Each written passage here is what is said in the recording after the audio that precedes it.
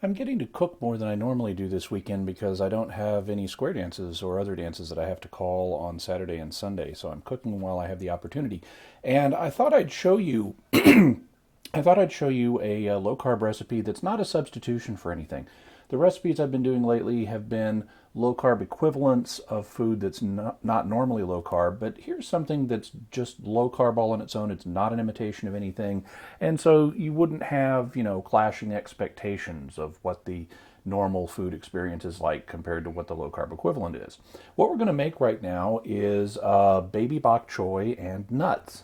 And so here we have a baby bok choy, and we're just going to very quickly cut the top of it.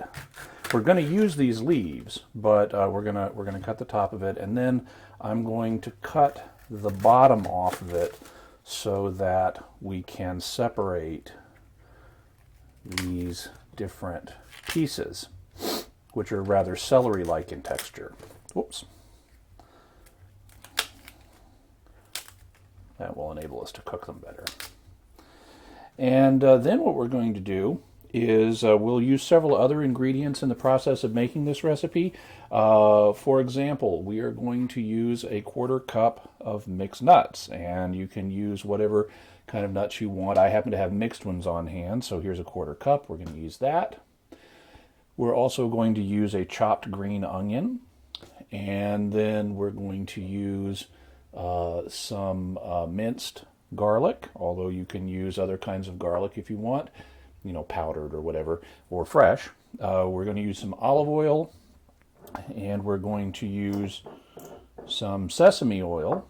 And I don't use salt in my diet. I mean, if it's there in a processed food, I'll eat it, but otherwise I don't add it. Instead, I use this salt substitute, which is potassium chloride instead of sodium chloride. And they actually mine this stuff, potassium chloride, at the Dead Sea in Israel, although I don't know that Morton's gets their potassium chloride from there. But anyway, that's one of the places it comes from. So let's make the recipe. Okay, this is a little new for me. I haven't tried using the tripod to look directly into my saucepan, but there's a first time for everything. So what we're going to do is start by pouring in olive oil, enough to cover the bottom. And then we are going to do something that I learned as a trick when I was a chef in a Chinese cafe. And that is we're going to put the garlic in, and not a lot because we're, we're only making one serving. We're going to put the garlic in and turn on the heat at medium-high. And we're going to stir it around a little bit. I need to get a wooden spoon for that.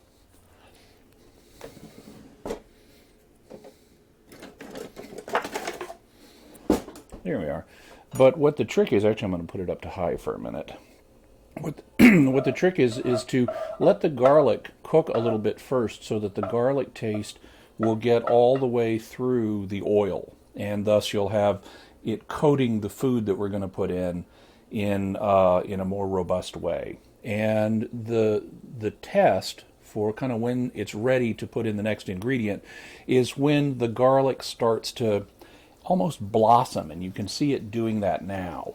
The individual little pieces of garlic are kind of swelling up and taking on an almost star-like texture, and that's a sign.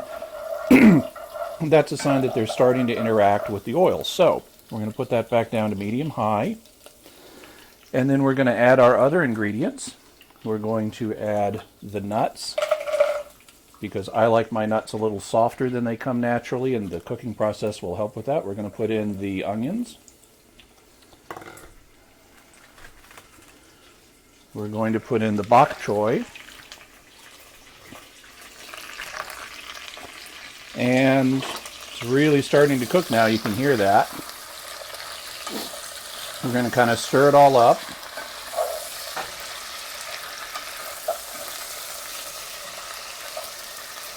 Okay.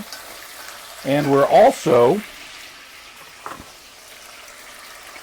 going to add the sesame oil,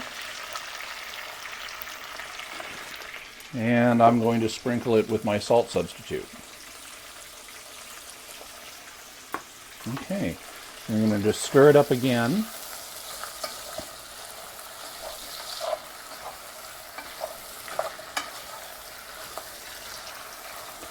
And then we're going to cover it and let it cook down for 3 minutes. So, we'll be back in 3 minutes. Okay, and it's 3 minutes later, and what we're going to do now is turn the heat down to low. So I've just done that. We're going to uncover this, and wow, this smells, it's a little loud, but it smells delicious. The peanut oil and the olive oil and the garlic smell is just great. I'm going to add one more thing, just my own personal taste. I'm kind of on a ginger kick right now. I really like ginger, and so we're going to add some ginger to it, and then we're going to stir it up.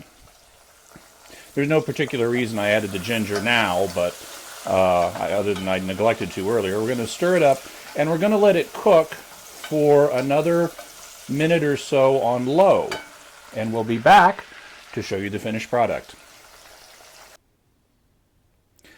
And here's the result. In terms of carbs, this has about 6 grams of carb for this bowl. The baby bok choy had 3 grams of net carbs. The quarter cup of mixed nuts we used had 4 grams.